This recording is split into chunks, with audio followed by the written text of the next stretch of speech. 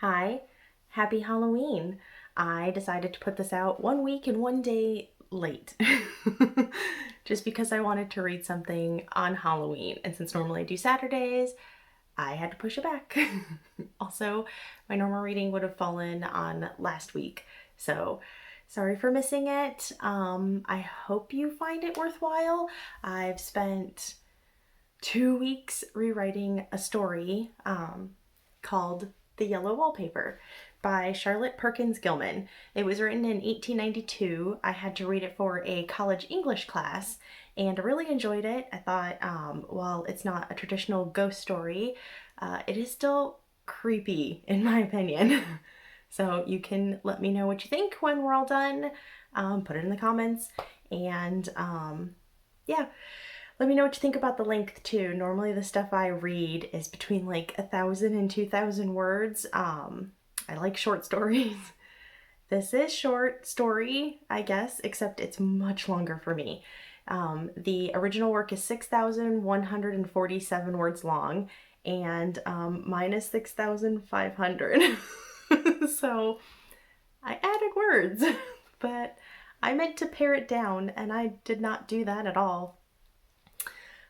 Anyways, this story follows a woman and her descent into madness. It was meant as a commentary to how women with depression were treated. The fact that they were told just rest, isolation, don't do anything.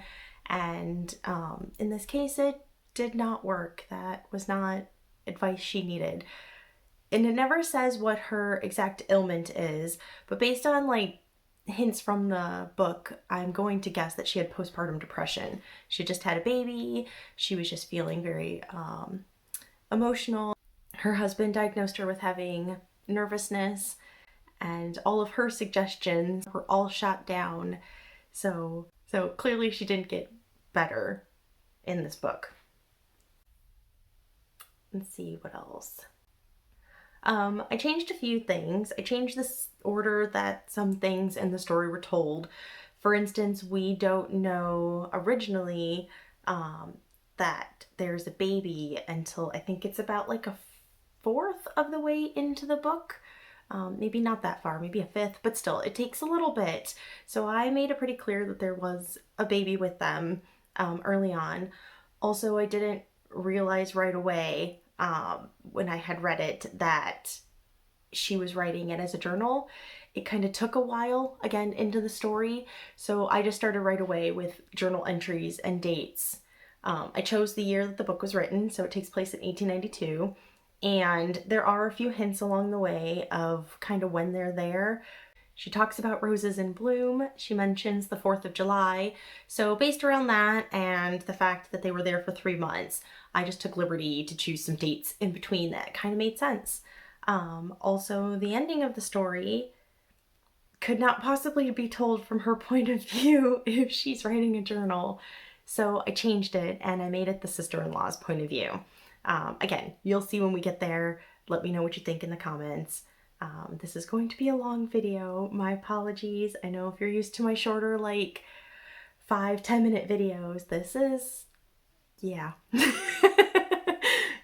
So anyways, if you liked this story, go check out the original book. It's available anywhere. And check out The Feather Pillow. I really liked that too. We also had to read that in college English, and for the same reasons. It was a commentary on how women with depression were treated.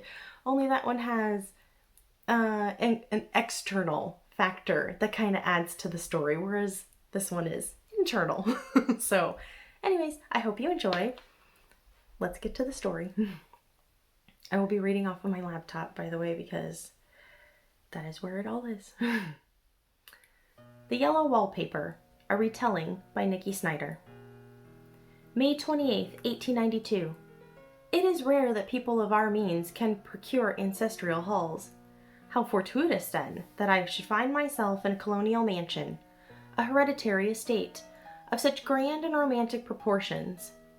My husband, my John, is a physician, and while his salary is not meager, to rent such a house on such grounds would normally not be within reach. But the fates have decided to help us, to help me, as John says what I need now is rest and fresh air. There's something odd about this estate though, and I wonder if it could be haunted. Why else would it be lent so cheaply? Why would it have stood so long untenanted, unlived in? John laughed at me, of course, when I mentioned this, but one expects teasing in marriage. My husband is quite practical. He has no belief nor patience for faith, superstition, or the supernatural. He openly scoffs at any talk of things not felt, seen, or measured. Which is perhaps why I am not getting well faster, for John does not believe I am sick. And I would not say this to a living soul, of course, for I do not wish to speak ill of my husband. But since this is simply paper, I find it a relief to share my worries here. What am I to do? My husband, a physician of high standing, assures me that nothing is wrong with me except for a case of temporary nervous depression. A slight hysterical tendency, he calls it, and has told the same to our family and friends. I have asked for a second opinion, gently of course, so not to ruffle feathers, but still, John was taken aback at my suggestion. After a short discussion, he came around saying he understood the importance of having his diagnosis verified. And so we asked my brother, who is also a physician. John agreed to this. He respects my brother, who is of equal standing in the medical community. But this did nothing for my cause, as my brother sided with my husband, and declared my illness to be nothing more than a temporary affliction, one that should fade away with a bit of rest. And so now we are here in the countryside. May 30th, 1892. I have been forbidden to work until I am well again. John says I am to have air and exercise, though his idea of exercise is a stroll around the grounds or through the house, both of which I have walked countless times. Personally, I believe a bit of congenial work with excitement and change would do me good. But John disagrees, and my brother is on his side. Well, I disagree with them, but he is my husband. What is one to do? Writing here is a balm, but John sees it as unnecessarily drawing out my worries. I still write in spite of him, but I have to be sly about it, or else I'm met with heavy opposition. It does tire me trying to find a space where I'm not watched. I find that I exhaust easily, even when visiting with the baby. When he cries, I sometimes want to join him. I am glad Mary is here to care for him.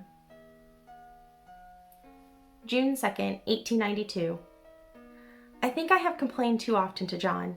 He now has me taking phosphates, or phosphites, I don't recall which, and tonics as well. He says they are only meant to humor me. I wish he wouldn't put it that way. I have mentioned the need for more society and stimulus to help with my condition, but John says the very worst thing I can do is think about my condition. And I must confess that when I do, it always makes me feel bad, so I will find a different topic to focus on. Perhaps the house.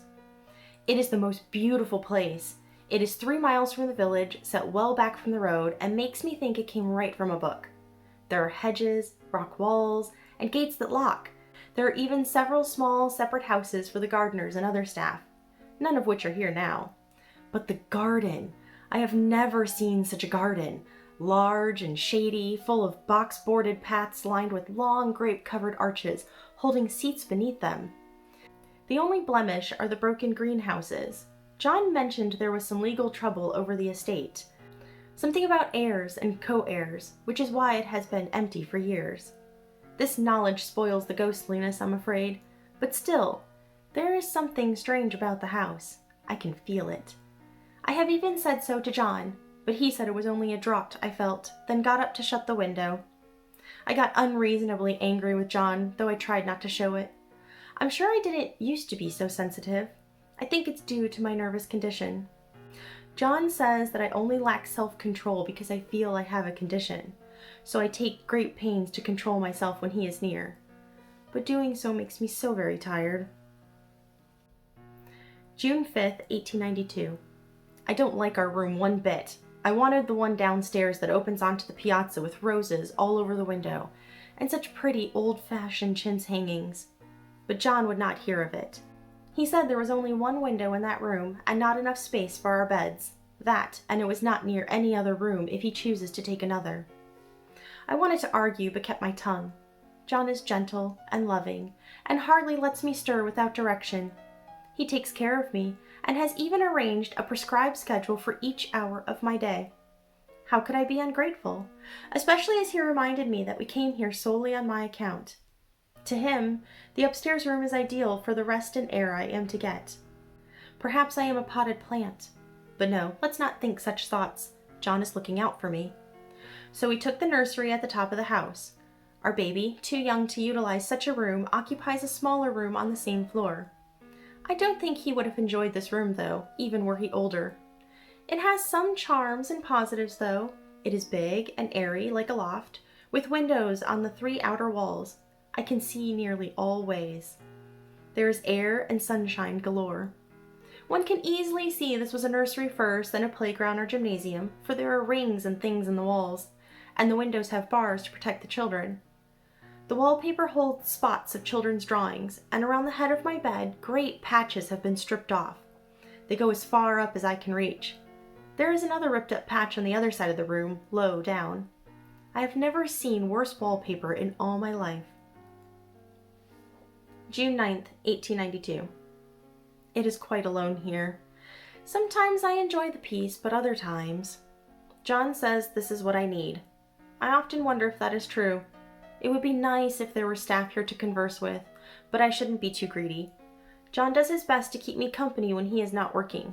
Mary also tries to make time for me, but the baby is her priority. I have tried to help, but when I am near, I feel such anxiety. I am fortunate that I have Mary to rely on. I've been studying the wallpaper in our room when I am alone. It is one of those flamboyant patterns committing every artistic sin. When you follow the uncertain curves for a little distance, you see them plunge off at outrageous angles and destroy themselves in unheard of contradictions. The lines are dull in areas to confuse the eye, then so pronounced in others to cause irritation. And the color, it's repellent, almost revolting, a sick, unclean yellow faded by the slow-turning sunlight, yet lurid orange in the shadow. I imagine the children here hated it. I should come to hate it too if we were to stay here too long. Thankfully, this is only a retreat until I am well. And here comes John on the steps. I must put this away. He hates to see me writing. June 12th, 1892. We have been here 2 weeks now. I am sitting by the window in this atrocious nursery. There is nothing to hinder my writing, save for lack of strength. John is away all day, and even some nights when his cases are serious. I am glad my case is not serious, for I meant to be such a help to John when we married. I try not to be a burden, though these nervous troubles weigh me down. I do not let John know how much I really suffer. He does not expect anything different, though, for he feels there is no reason for me to suffer, and that alone satisfies him. It is only nervousness anyways. It need not affect my duty as wife and mother. Yet it is such an effort to do the little I am able to do, dress, entertain the few guests that stop by with John, and walk the grounds. I suppose John has never been nervous or anxious in his life. Perhaps that is why he laughs at me about this wallpaper. He considered repapering it for me, but decided against it. He said I was letting it get the better of me, and that nothing was worse for a nervous patient than to give in to such fancies. He reminded me that we are only here for 3 months, so renovations were unnecessary. Besides, he pointed out, this house was doing me good. I scoffed and asked if we could move our room downstairs. The rooms downstairs are so pretty, and the scent of flowers drifting in is so calming. John smiled at me, took me into his arms, and called me his blessed little goose, then professed that he would move us to the cellar if I wished, though it would be silly to make him uncomfortable just for a whim, when the room that we occupied was more than suitable. I find I am too worn to argue with him much, and conceded that our room is a fine choice. I am fond of looking out of the windows onto the garden. There are mysterious, deep-shaded arbors down there, with riotous flowers, untamed bushes, and gnarly trees. If only there weren't this horrid wallpaper haunting the corner of my eye. June 15th, 1892. Yesterday at dinner I told John about the things I see from the windows. Earlier I had sat looking out the pane that shows the beautiful shaded lane that leads away from the house. I told him I like to envision people walking the path, what they wear, and their reason for visiting. John cautioned me, told me that I should not give in to fantasy in the least. He said my imagination and habit of story making with a nervous weakness like mine could lead to all manner of excited fancies. He wants me to use my will and good sense to check that tendency. He was adamant about it, so I am trying. I feel a bit morose looking out the window today. I see only trees, gravel, and grass. Perhaps if I had more energy to write my ideas down, it might relax me. I might try, though I will have to keep John or Mary from seeing. I do trust Mary, but I know she is on orders from John to keep an eye on me as well. I think I will content myself for now, writing here. It is discouraging not to have advice or companionship here. When I am well, John says he will ask Cousin Henry and Julia down for a long visit at our home. I asked why we needed to wait, but John said he would rather put fireworks in my pillowcase than let those two stimulating people come now. I wish I could get well faster. Perhaps this journal is a vicious influence on me. Perhaps thinking of my illness is keeping me unwell. I think I will take a break for now. June 17th, 1892. There is a recurrent spot on the wall where the pattern lolls like a broken neck and two bulbous eyes stare back at you upside down. I get positively angry with its impertinence. Up and down and off to the side they crawl, those absurd unblinking eyes. They're everywhere the wallpaper is. I have never seen such expression in an inanimate thing before. I used to lie awake as a child and get more entertainment and terror out of the blank wall or plain furniture than most children would find in a toy store. I remember the kindly winks from the knobs of our old bureau, and the one chair we had that felt like a strong friend. I felt that if other things looked too fierce, I could hop onto that chair and be safe. The furniture in this room is inharmonious at best, for we took from various rooms downstairs. I have tried to peel the wallpaper off. The children who did must have had such perseverance, for it sticks closer than a brother.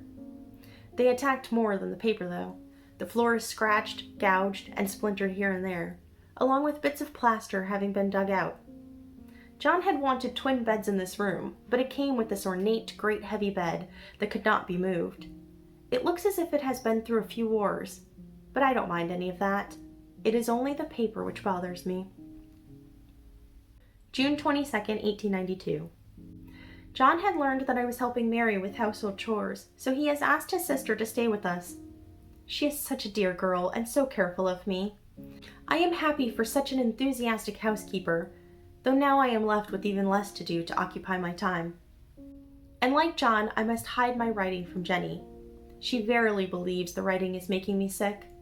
I had hoped she'd be a confidant during our stay here, but she keeps busy cleaning and weeding, and does what she can to ensure I do nothing but rest. I write when she is out. I watch her from the windows. And I have noticed something new about the wallpaper. There is a kind of sub-pattern behind the main one. It is a different shade, and you can only see it in certain lights, but never clearly. It is only in the places where the sun has not faded it. When I look, I see a strange, provoking, formless sort of figure. One that seems to sulk about behind the conspicuous, disquieting front design. Enough, I must go. Jenny is coming quickly up the walk. June 26th, 1892. John has surprised me. I have tried to keep my imagination at bay, but earlier I saw a carriage coming up the lane.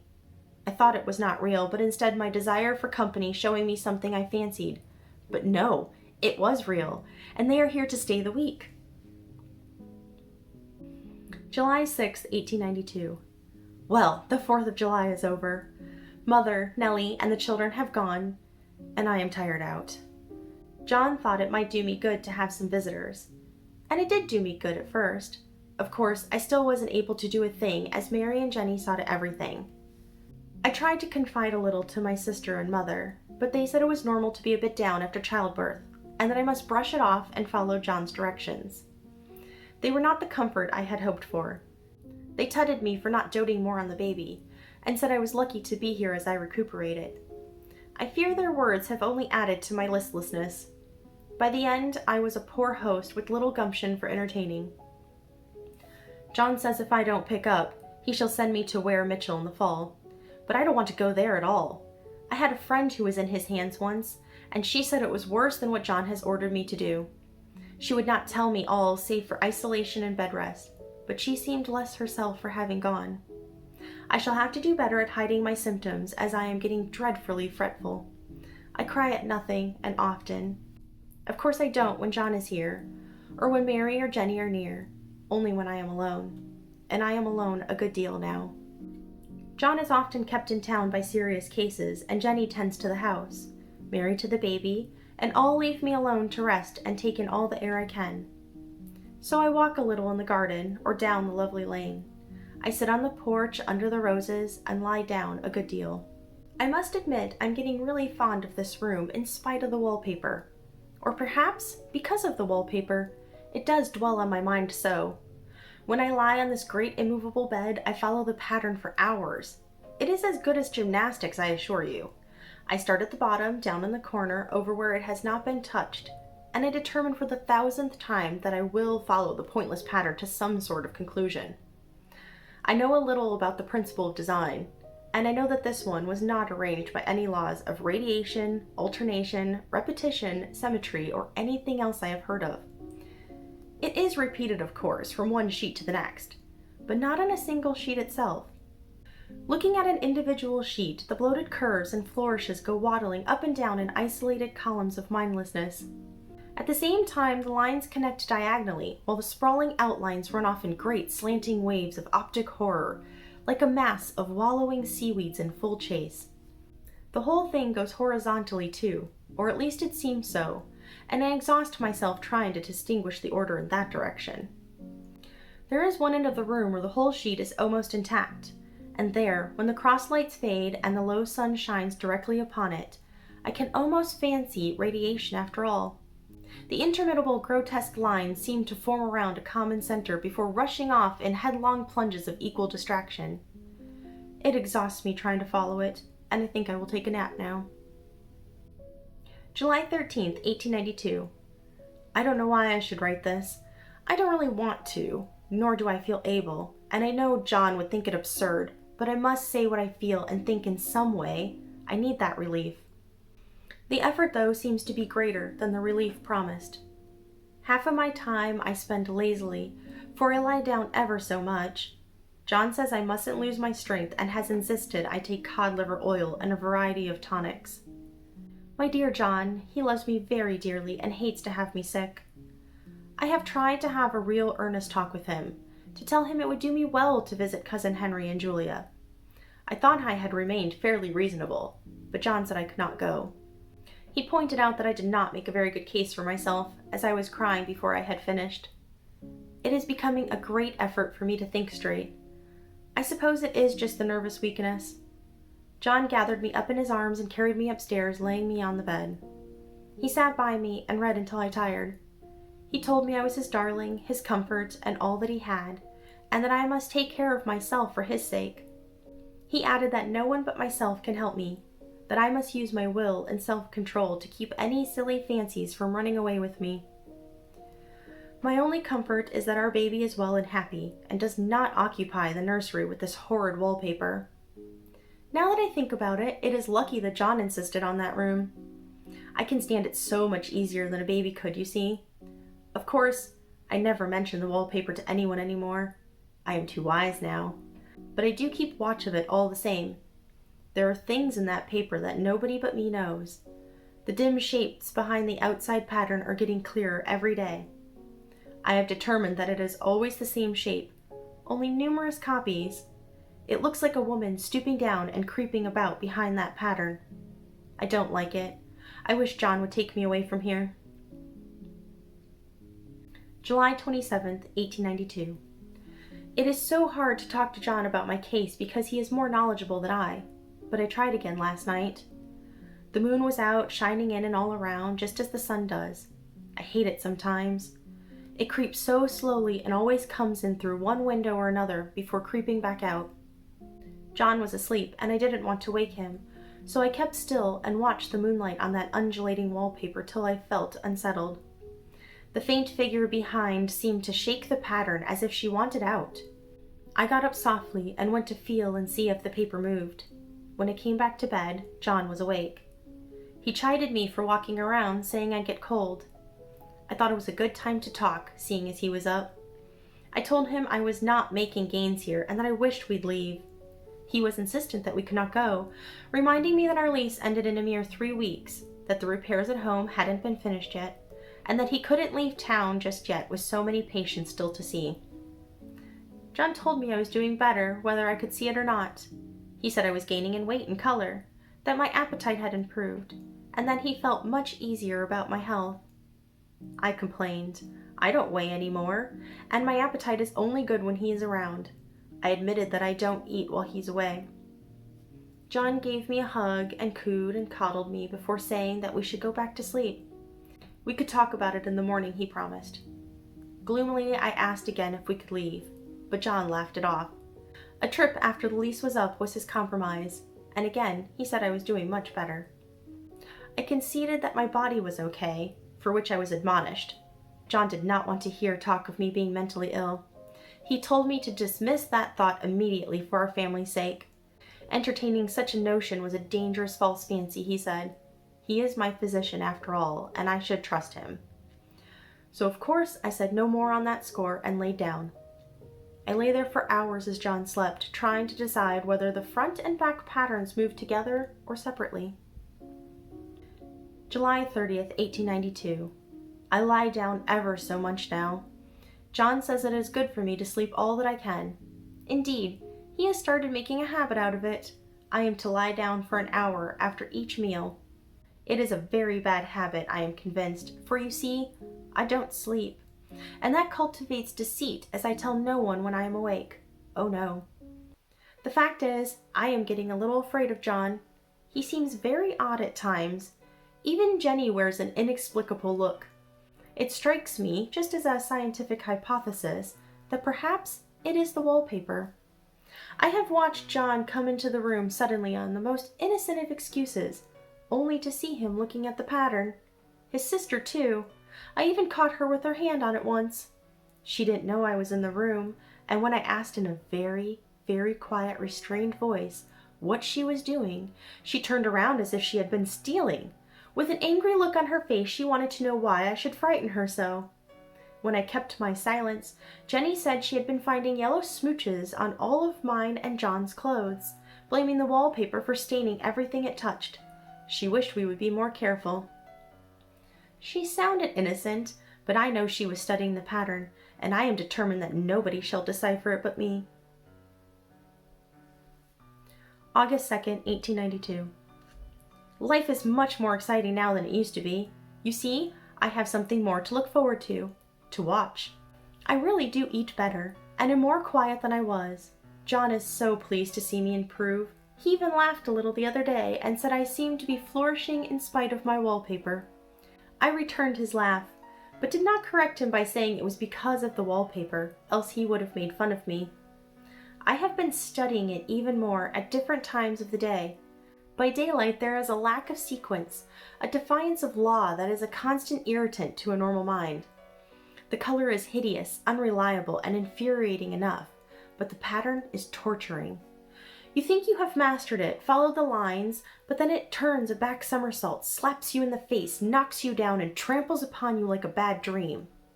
The outside pattern is a florid arabesque, reminding one of a fungus. If you can imagine an innumerable string of toadstools all budding and sprouting in endless convulsions, why, it is something like that. But there are other changes that only I have noticed.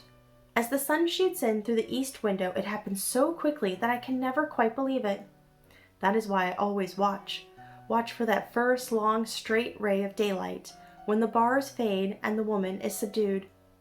By moonlight, or by any other light at night, the outside pattern resembles bars, and the woman behind it as plain as can be. During the day she is calmed and quiet. It took me a long time to know that the thing behind the dim sub-pattern was a woman, but now I am quite sure. I fancy the daylight pattern is what keeps her so still. It is puzzling to me and keeps me quiet for hours observing. August 9th, 1892. I am feeling ever so much better. I don't sleep much at night, for it is so interesting to watch developments, but I sleep a good deal in the daytime. The daytime is tiresome and perplexing. There are always new shoots of fungus with new shades of yellow all over them. I cannot keep count, though I have tried. I keep quiet about the wallpaper. I want to learn more about it, and I'm not ready to leave yet. There is a week or more left here, and I think it will be enough time. The yellow is the strangest yellow. It makes me think of all things yellow I have ever seen. Not beautiful things like buttercups or dandelions, but old, foul, bad things. And there is now a smell seeping from the paper. I noticed it the moment we came into the room not 2 days ago. With the air and sun, it was not noticeable, but we have had a week of fog and rain. Even with the windows open, the smell creeps all over the house. I find it hovering in the dining room, skulking in the parlor, hiding in the hall, lying in wait by the stairs. It gets in my hair and clothes. John and I went for a ride, and when I turned my head suddenly, surprise, there was the smell. It's such a peculiar odor too. I've spent hours trying to analyze it, determining what it smells like. It is not bad at first, but a very gentle, subtle, enduring odor. In the damp weather, it is awful. I woke up one night and found it hanging over me. It disturbed me at first. I seriously thought of burning the house to get rid of the smell. But no longer, for I am used to it. The only thing I can think that it smells like is the color of the wallpaper. A very yellow smell. August 10th, 1892. There is a funny mark on the wall. It's lower down, maybe 2 feet above the mopboard. A streak that runs around the whole room. It goes behind every piece of furniture except for the bed. It's a long, straight, even smooch, as if it has been rubbed over and over. I wonder how it was done and who did it. What was their reason? Round and round and round, and round and round and round. It makes me dizzy. August 12th, 1892. I have discovered something at last through watching so often at night. After the wallpaper changes with daylight, the front pattern moves. And no wonder. The woman behind shakes it. Sometimes I think there are a great many women behind the lines, and sometimes only one. She crawls around fast, and it's her crawling which shakes it all over. In the very bright spots she keeps still, and in the very shady spots she takes hold of the bars and shakes them hard. All the time she is trying to climb through. But nobody could climb through that pattern, it strangles so. I think that is why it has so many eyes. Any who get through are strangled by the pattern and turned upside down, making their eyes white. If those were removed or covered, it wouldn't be so bad. August 13th, 1892. I think the woman gets out in daytime, and I'll tell you why, privately. I have seen her. I can see her out of every one of my windows. It is the same woman I know, for she is always creeping. And most women do not creep by daylight. I see her on the long shaded lane creeping up and down. I see her in the dark grape arbors creeping along the garden. I see her on the road under the trees, and when a carriage comes by, she hides under the blackberry vines. But I don't blame her one bit. It must be very humiliating to be caught creeping by daylight. I myself always lock the door when I creep by daylight. I can't do it at night, for I know John would suspect something at once. He is so peculiar now that I don't want to irritate him. I wish he would take another room. I don't want anyone to help the woman out at night but myself. I often wonder if I could see her out all the windows at once. I have tried, but no matter how fast I turn, I can only see her out one at a time. I have watched her sometimes way off in the open country. She moves fast, creeping quicker than a cloud shadow in a high wind. August 14th, 1892. I have tried to remove the top pattern little by little. I have found out another thing, but I shan't tell it yet. I only have a few more days to get this paper off, and I believe John is beginning to notice. I don't like the look in his eyes. I heard him ask Jenny a lot of medical questions about me. She had a very good report to give, too. She said I sleep a good deal in the day. John is already aware that I don't sleep well at night for how quiet I am. He asked me all manner of questions, too, while pretending to be loving and kind, as if I couldn't see through him. Still, after sleeping under this wallpaper for 3 months, I am sure John and Jenny are secretly affected by it. August 16th, 1892. This is my last evening, but it is enough. John is to stay in town overnight. Jenny wanted to sleep with me, the sly thing, but I told her I would undoubtedly rest better with the night alone. I know she is trying to watch me. but I will be fine. I won't be alone. As soon as it is moonlight and that poor thing begins to crawl and shake the pattern, I will run and help her. August 17th, 1892. Last night I pulled at the pattern while the woman behind shook it. When I shook, she pulled, and by morning we had peeled off yards of wallpaper. I will finish today, for we go away tomorrow.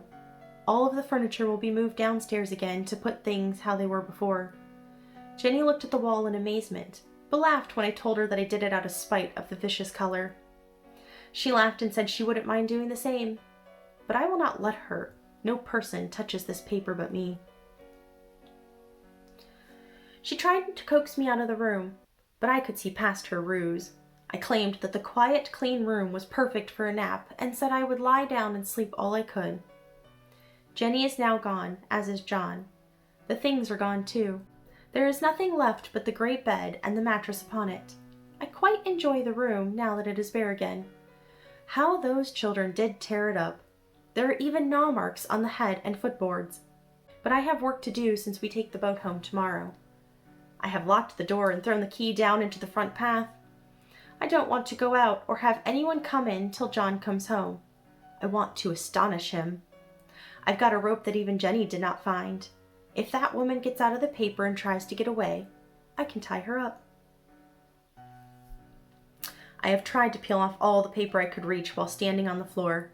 I cannot reach the top though, as there is nothing for me to stand on. I tried to move the bed. I pushed and lifted until I was lame, then got so angry I bit at it. A little piece came off, but it hurt my teeth. The paper was hard to remove. It sticks horribly and the pattern just enjoys it. All those strangled faces and bulbous eyes and waddling fungus growths just shriek with ridicule. I'm getting angry enough to do something desperate. I had considered jumping out the window, but the bars are too strong. Besides, I wouldn't really do it. I know that that action is improper and might be misconstrued. And there are so many creeping women out the windows. They go so fast. Would they come out of the wallpaper if I jumped? But now I am securely fastened by my well-hidden rope to the short bedpost by the footboard. I'll not be lured outside, but I suppose I shall have to return behind the pattern come night, and that will be hard. It is so pleasant to be out in this great room and to creep about as I please. I won't leave, even if Jenny asks me to, for outside you have to creep on the ground, and everything is green instead of yellow. Here I can creep smoothly across the floor, my shoulder fitting into the long smooch in the wall so I cannot lose my way. Ah, there's John at the door. He cannot come in no matter how hard he pounds. I shall stop writing now so I can creep and help the woman out. August 17th, 1892. Jenny's diary. John came home early. I told him of the noise I heard from his room. It was so strange. Fabric dragging across the floor or wall. It came close to the door, then faded. I tried to check on my dear sister-in-law, but the door wouldn't open. John tried his best to force his way inside. I fetched him an axe. It was a shame to see him attempt to break the beautiful door down, but how else was he to get inside? As I returned with axe in hand, John rushed past me. I called after him, confused. He claimed his wife confessed the key was tossed out the window to the plants down below, right near the front steps. When he returned disheveled, I stepped aside. With key in hand, he opened the door to the horror beyond. John stopped short in the entrance, blocking my view at first. I heard the dragging noise louder now, followed by the occasional creak of the mattress springs. I peered around my brother. My dear sister-in-law, with her arm pressed tight against the wall, walked in a large circle around the room, up and over the bed, round and round, a rope holding her to the corner bedpost. John cried out, asking what she was doing, what was wrong, but she just kept going. When he asked again, she looked at him over her shoulder and shouted at us.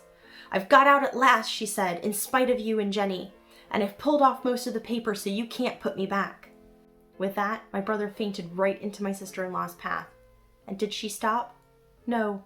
She crept right over him, round and round and round the room. The end. It was really, really long, and I hope you enjoyed it. I wish I would have had like some kind of cool background I could have put up, but I apparently own nothing yellow in my house. The closest I got was this shirt, which it's hard to see. This is not brown. This is actually like gold and yellow all in here. Like this chaotic mess, I guess. So, and then I have my little headband, which has all these like patterns too. So, yeah. That's all I had. Sorry. I did do the art though for the front of this. I hope you enjoy that. I put the little woman inside the center and removed her bars, so she escapes at the end. And again, if you like this book, it is available on Amazon. For the original author, it's available anywhere. So I recommend reading it. I also, like I said, recommend The Feather Pillow. So, and if you liked my version too, let me know. So thanks, and I'll see you again in 2 weeks. And happy Halloween.